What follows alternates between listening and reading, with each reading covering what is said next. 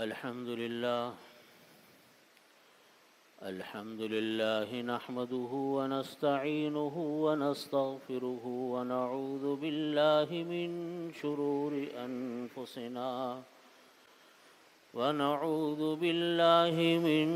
شرور أنفسنا ومن سيئات أعمالنا من يهده الله فلا مضل له ومن يضلله فلا هادي له وأشهد أن لا إله إلا الله وحده لا شريك له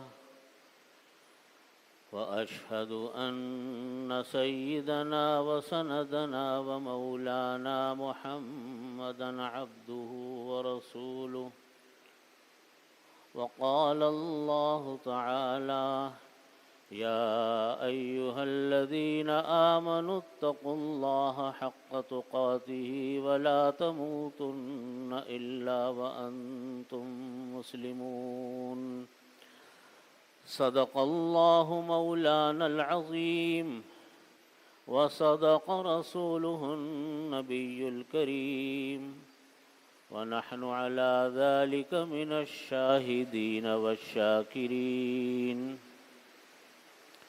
والحمد لله رب العالمين۔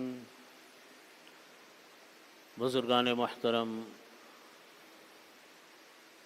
برادران عزیز،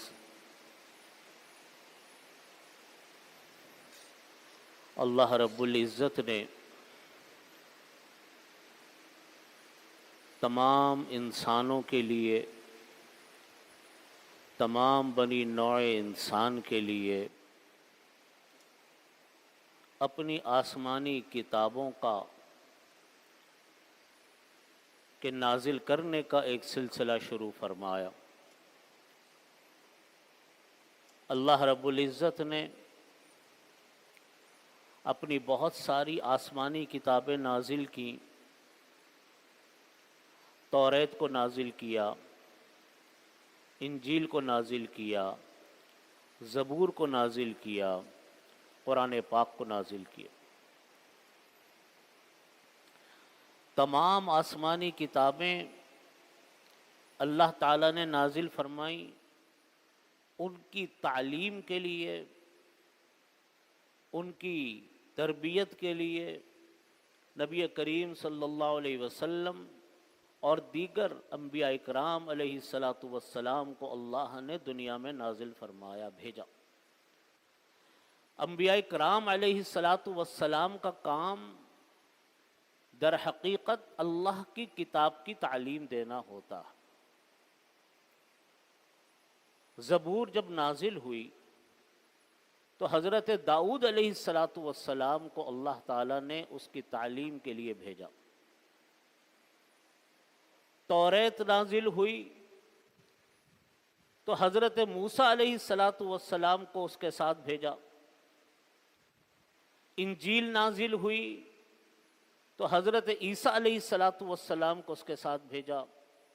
قرآن پاک نازل ہوا تو نبی کریم محمد مصطفیٰ صلی اللہ علیہ وسلم کو اللہ رب العزت نے دنیا میں بھیجا۔ ہر کتاب کے ساتھ اللہ نے ایک معلم بھیجا۔ یہ عادت اللہ ہے، اللہ تعالیٰ نے اپنی کتابوں کی تشریح لوگوں کے دماغوں پر نہیں چھوڑی کہ اپنی مرضی سے جو دل چاہے تم اس کی تشریح کر لو، بلکہ اپنے نبی بھیجے، نبی بھی وہ جو اللہ کے محبوب نبی، ان کو بھیجا اللہ تعالیٰ نے کہ جاؤ لوگوں کو تعلیم دو، لوگوں کو سکھلاؤ، لوگوں کو بتاؤ۔ یتلو علیہم آیاتی ویزکیہم ویعلمہم الکتاب والحکمہ، قرآن کریم میں اللہ رب العزت فرماتے کہ اللہ نبی صلی اللہ علیہ وسلم کو بھیجا، وہ اس لیے بھیجا کہ یتلو علیہم آیاتی، کہ آپ کو قرآن پاک سکھلائے، پڑھنا سکھلائے، ویزکیہم، تزکیہ کریں، ویعلمہم الکتاب، تعلیم کتاب سے مراد ہے مطالب قرآن، قرآن کریم کے مطالب تم کو بیان کیے جائیں۔ چنانچہ نبی کریم صلی اللہ علیہ وسلم کی جو زندگی ہے نبوت کے بعد وہ 23 سال ہے. 63 سال عمر مبارک آقا علیہ الصلوۃ والسلام کی تھی. 13 سال مکی زندگی اور 10 سال مدنی زندگی. آپ صلی اللہ علیہ وسلم نے صحابہ کرام کو یہی تعلیم دی. تمام آسمانی کتابیں اللہ نے جو دنیا میں نازل فرمائی سب رمضان المبارک میں نازل ہوئی. تمام آسمانی کتابیں اللہ نے رمضان المبارک میں نازل فرمائی. تمام انسانوں کے لیے زندگی گزارنے کا طریقہ وہ قرآن پاک ہے اور نبی کریم صلی اللہ علیہ وسلم کی وہ تعلیمات ہیں جو آپ صلی اللہ علیہ وسلم نے اس امت کو عطا فرمائی. وہی سب کچھ ہے, وہی اول و آخر ہے. ہم جب نبی کریم صلی اللہ علیہ وسلم کی پوری زندگی کو دیکھتے ہیں, پھر جتنی باتیں ہمیں پتہ چلتی ہیں دوسرے انبیاء کرام علیہ الصلوۃ والسلام کی, حضرت عیسیٰ علیہ الصلوۃ والسلام ہے, حضرت موسیٰ علیہ الصلوۃ والسلام ہے, حضرت داؤد علیہ الصلوۃ والسلام ہے, جن کے تذکرے کلام پاک میں اللہ رب العزت نے فرمائے, واقعات بیان فرمائے. ان تمام کی محنت اور لب لباب اگر دیکھا جائے تو صرف اور صرف یہ ہے کہ ایک اللہ وحدہ لا شریک کی عبادت کرو. خالق اللہ, مالک اللہ, رازق اللہ, زندگی دینے والا اللہ, موت دینے والا اللہ, صحت دینے والا اللہ, بیماریاں دینے والا اللہ, سب کچھ اللہ. یہی تعلیمات کا حاصل ہے. نبی کریم صلی اللہ علیہ وسلم کی تعلیمات کو آپ دیکھو تو آپ نے ہمیں اجتماعی تعلیم کی بھی, اجتماعی زندگی کی بھی تعلیم دی کہ ملکوں کو کیسے چلانا ہے. آپ نے ملک چلا کر دکھائے. غیر مسلموں سے کیسے تعلقات رکھنے آپ نے ہمیں وہ رکھ کر بتلائے. اور انفرادی زندگی انسان کی کیسے ہوتی ہے وہ انفرادی زندگی آپ نے ہمیں بتائی. دوسرے لفظوں میں یہ کہوں گا کہ نبی کریم صلی اللہ علیہ وسلم کی تعلیمات, قرآن پاک کی تعلیمات, وہ مخاطب کرتی ہے ہمیں اور آپ کو اجتماعی زندگی پر بھی, انفرادی زندگی پر بھی. ان اجتماعی زندگی کا مطلب یہ کہ ہمیں انسانوں کے ساتھ کیسے رہنا ہے, ہمیں ملکوں میں کیسے رہنا ہے, اپنے شہروں کو کیسے آباد کرنا ہے, اپنے ملکوں کو کیسے چلانا ہے. پوری انسان کی ایک اجتماعی زندگی جو ہوتی ہے. اور انفرادی زندگی کا مطلب یہ کہ ہم اگر تنہا ہیں تو ہمارا تعلق اللہ سے کیسا ہے, ہم گھر میں کیسے, ہم کاروبار میں کیسے, ہم اپنی انفرادی زندگیوں میں کیسے. دونوں تعلیم یکساں نبی کریم صلی اللہ علیہ وسلم نے دی. اگر آپ نبی کریم صلی اللہ علیہ وسلم کی حیات مبارکہ کا مطالعہ فرمائیں اور اس کا جائزہ لیں تو اندازہ ہوتا ہے کہ آپ صلی اللہ علیہ وسلم نے مکہ مکرمہ کے اندر جو وقت گزارا وہ انفرادی طور پر محنت کی ہے صحابہ کرام کے اوپر, انفرادی محنت کی ہے. یہ صحابہ کرام رضی اللہ عنہم جب تک اسلام انہوں نے قبول نہیں کیا تھا, زمانہ جاہلیت تھا, زمانہ کفر تھا. یہ صحابہ کرام خود بتاتے ہیں اپنے حالات زندگی کہ ہم کیسے تھے اسلام لانے سے پہلے. فرماتے کہ ہم تو ایسے تھے کہ ایک دوسرے کا گلا کاٹنے والے, ایک دوسرے کو مارنے والے, ایک دوسرے کا خون چوسنے والے, مال لوٹنے والے. کون سا گناہ تھا زمانہ جاہلیت میں جو نہیں ہوتا تھا. لیکن جب نبی کریم صلی اللہ علیہ وسلم تشریف لائے, آپ نے لوگوں کو اسلام کی دعوت دی.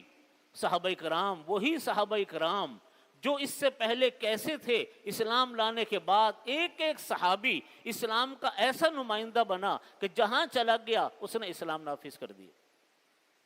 اپنی زندگیوں کو دیکھ کر, ان کے اپنے طرز عمل کو لوگوں کو اسے متاثر کر کے لوگ ان کو دیکھتے ہی دیکھتے اسلام میں داخل ہو جاتے. لوگ کہتے تھے کہ یہ لوگ ہی عجیب ہے.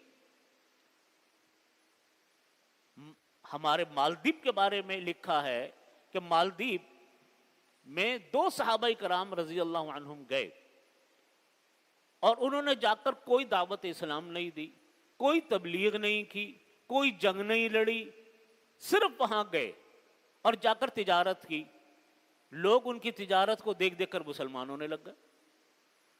تو دیکھیے نبی کریم صلی اللہ علیہ وسلم کی جو انفرادی زندگی ہے، گھریلو زندگی ہے، وہ تربیت دی آپ نے مکہ مکرمہ کے اندر خاص طور پہ خوب محنت فرمائی اور ایسے صحابہ کرام کو تیار کیا کہ ایک ایک صحابی آفتاب و ماہتاب تھا.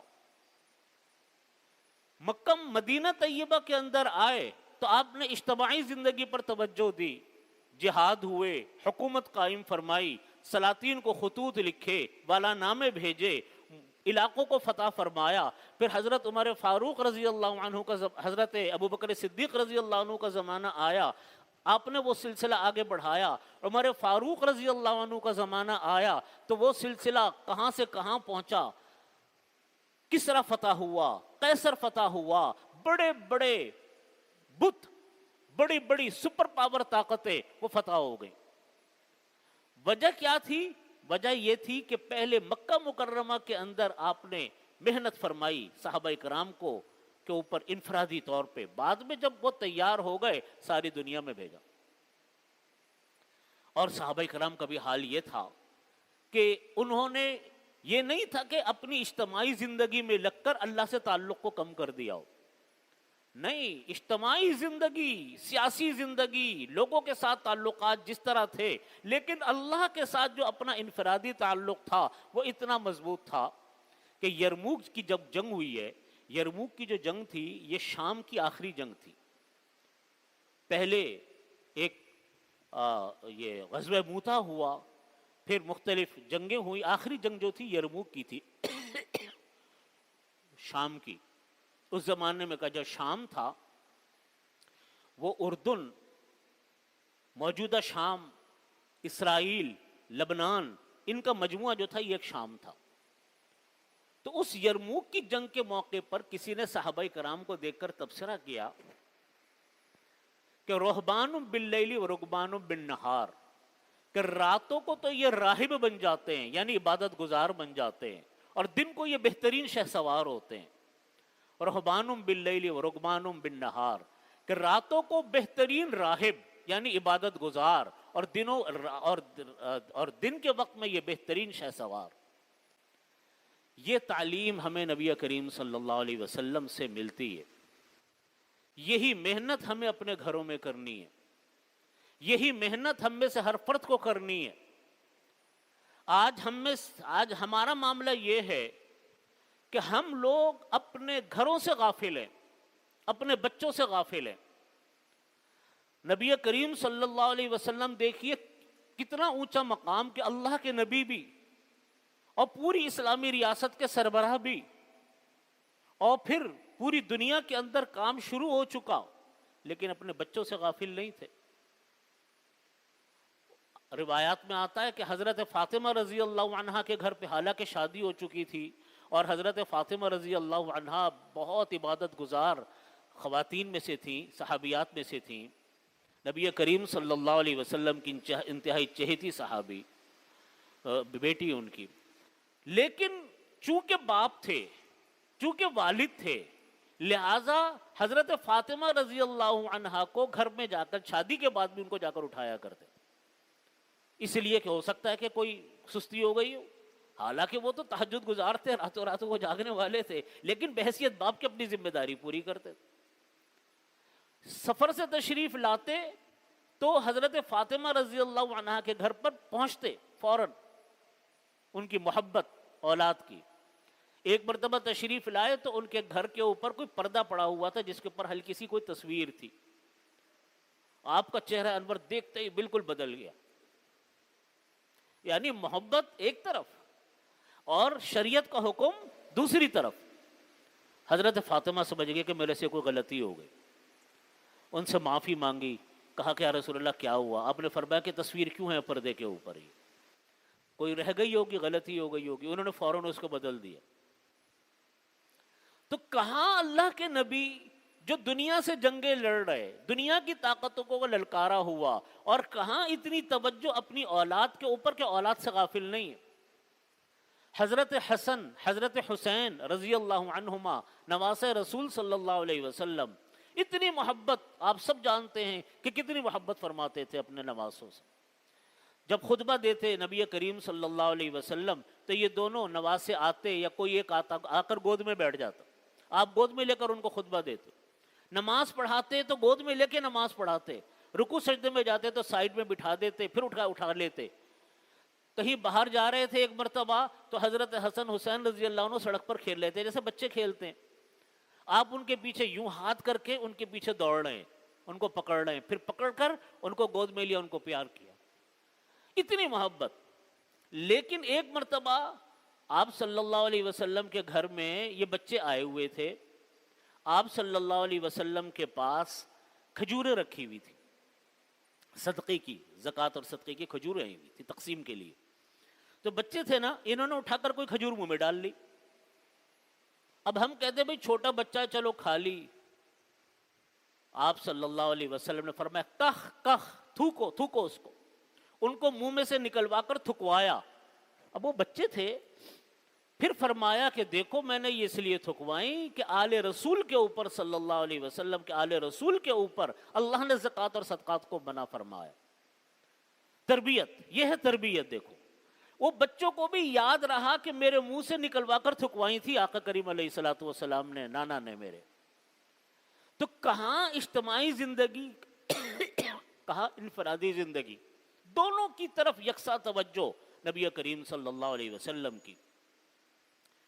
یہی معاملہ آج ہم لوگوں کا ہے جس میں ہم لوگ سستی کرتے ہیں۔ جو بات میں آگے کہنے جا رہا ہوں یہ اس کی تمہید تھی۔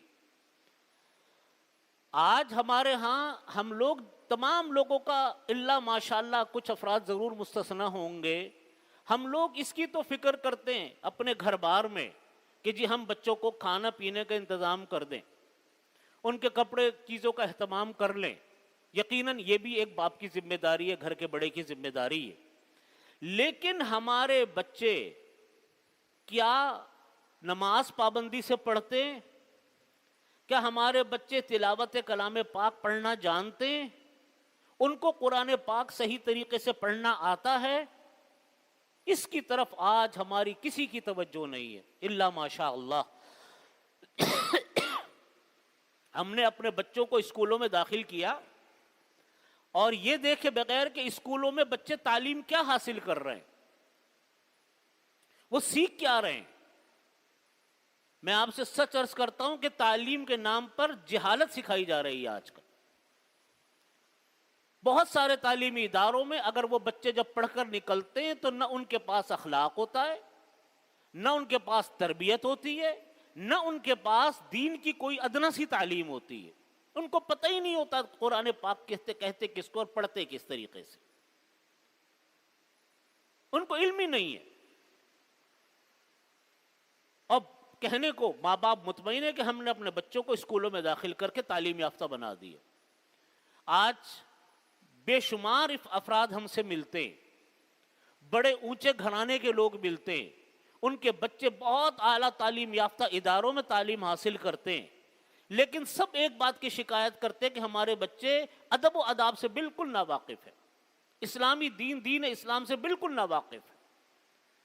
میرے بھائیوں، یہ بچے ہمارا اور آپ کا سرمایہ ہیں۔ یہی بچے تو ہمارے لیے مرنے کے بعد دعائیں کریں گے، اور کون دعا کرے گا ہمارے لیے؟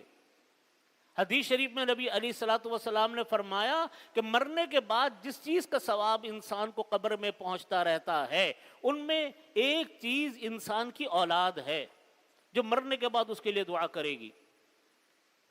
حدیث شریف میں نبی کریم صلی اللہ علیہ وسلم نے فرمایا کہ انسان کے مرنے کے بعد اچانک درجہ بلند ہو جائے گا اس کا۔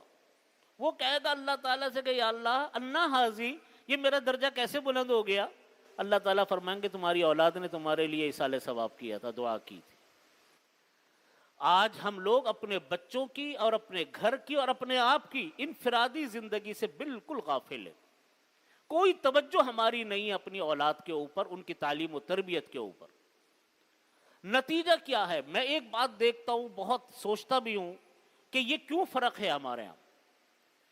آپ دنیا کے دوسرے ملکوں میں دیکھیں تو اتنی زیادہ کرپشن، اتنا زیادہ اخلاقی بگاڑ جتنا آج ہمیں اپنے ملک میں نظر آتا ہے اتنا آپ کو دوسرے ملکوں میں نظر نہیں آتا. ہم یہ کہیں کہ ہم ہر چیز میں حکومتوں کو گالیاں دیتے ہیں. جو حکومتوں کے کرنے کا کام ہے وہ حکومتیں کریں گی یا نہ کریں وہ ان کا کام ہے، لیکن بہت سارا کام تو ہمارا کرنے کا ہے نا. بے شمار کام تو ہمارا کرنے کا ہے کہ ہم کیا کر رہے ہیں. ہمارے بچے اگر جھوٹ بولتے ہیں تو اس میں حکومت کا کیا کام ہے. ہمارے ہاں بچوں کو اگر حرام خوری کی عادت ہے تو اس میں حکومت کا کیا کام ہے. جو کام ہمارا کرنے کا ہم وہ کریں. ہمارے بچوں کو قرآن پاک پڑھنا نہیں آتا تو یہ ہمارا قصور ہے. ہمارے بچے اخلاقی بگاڑ کا شکار ہے، یہ ہمارا قصور ہے. ہمارے بچوں کو اخلاق اور تہذیب نہیں آتی، یہ ہمارا قصور ہے. اس لیے کہ ہم غافل ہیں. آج ہمارے ہاں، میں چھوٹی سی بات عرض کرتا ہوں، ہمارے ہاں جھوٹ کتنا عام ہے، بالکل معاشرے میں پھیلا پڑا ہے. اپنی زبان بولنا یہ ہمارے ہاں ایک غیر تعلیم یافتہ ہونے کی نشانی سمجھی جا رہی ہے، جو دنیا میں کہیں آپ کو یہ ماحول نہیں ملے گا. آپ کے برابر انڈیا میں بھی نہیں ملے گا. انڈیا کے لوگ بھی اپنی ہندی زبان خوب کثرت کے ساتھ بولتے ہیں، انگریزی بھی اچھی جانتے ہیں، لیکن ہم لوگ اپنی زبان بولتے ہوئے شرماتے ہیں. یہ ہمارا قصور ہے. وجہ اس کی یہ ہے کہ ہم لوگ اپنے ماحول میں اپنے بچوں کی انفرادی زندگی سے بالکل غافل ہو چکے، دینی تعلیم و تربیت سے بالکل غافل ہیں. نتیجہ کیا ہے کہ یہی بچے جب بڑے ہوتے ہیں، جوان ہوتے ہیں اور اپنا کام سنبھالتے ہیں تو بالکل غیر تربیت یافتہ بچے ہوتے ہیں، جن کے پاس نہ تعلیم ہوتی ہے ڈھنگ کی، انگریزی زبان کے اوپر سارا وقت تعلیم پر لگتا ہے. لیکن کیا دوسرے علوم بھی ہمارے بچوں کو آتے؟ کیا ہمارے بچوں کو اپنی زبان آتی ہے؟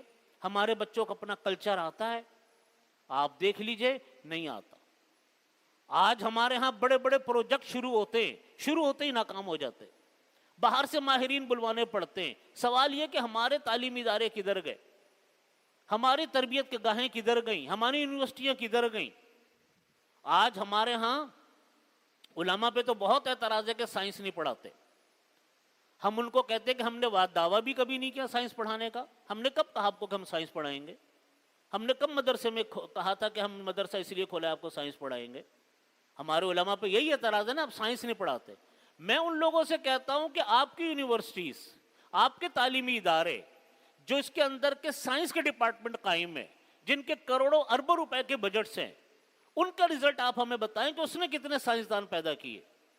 وہ کہاں گئے افراد آپ کے تعلیم یافتہ؟ کہاں چلے گئے؟ وہ کیوں ہمارے ہاں کارآمد نہیں ہو پاتے؟ میں ان سب باتوں کا جب تجزیہ کرتا ہوں تو اس کا نتیجہ یہ نکلتا ہے کہ ہم لوگ اپنے بچوں سے غافل ہیں. یہی بچے بڑے ہوتے ہیں، یہی بچے کرپشن کرتے ہیں، یہی بچے دھوکہ دیتے ہیں، یہی بچے معاشرے کو خراب کرتے ہیں. نتیجہ پیچھے سے چل رہا ہوتا. جب ہم اپنے بچوں پر محنت کریں، ان کو ایک اچھا انسان بنائیں، یقیناً اچھے تعلیمی اداروں میں ان کو پڑھائیں، بہترین اسکولوں کالجوں میں ان کو پڑھائیں، لیکن اپنے بچوں کی انفرادی زندگی، ان کی تعلیم، ان کی تربیت، ان کا اخلاق، ان کا کردار، یہ سنبھالنا ماں باپ اور اسکولوں کی ذمہ داری ہے. وہ غافل رہیں گے کبھی بھی نسل اچھی تیار نہیں ہو سکتی. دیکھیے، غیر قومیں آپ پر جب بھی حملہ آور ہوتی ہیں جب آپ اندر سے کمزور ہوتے ہیں. آج قرآن پاک کا واقعہ پیش آیا، قرآن پاک کی بے حرمتی کا واقعہ پیش آیا.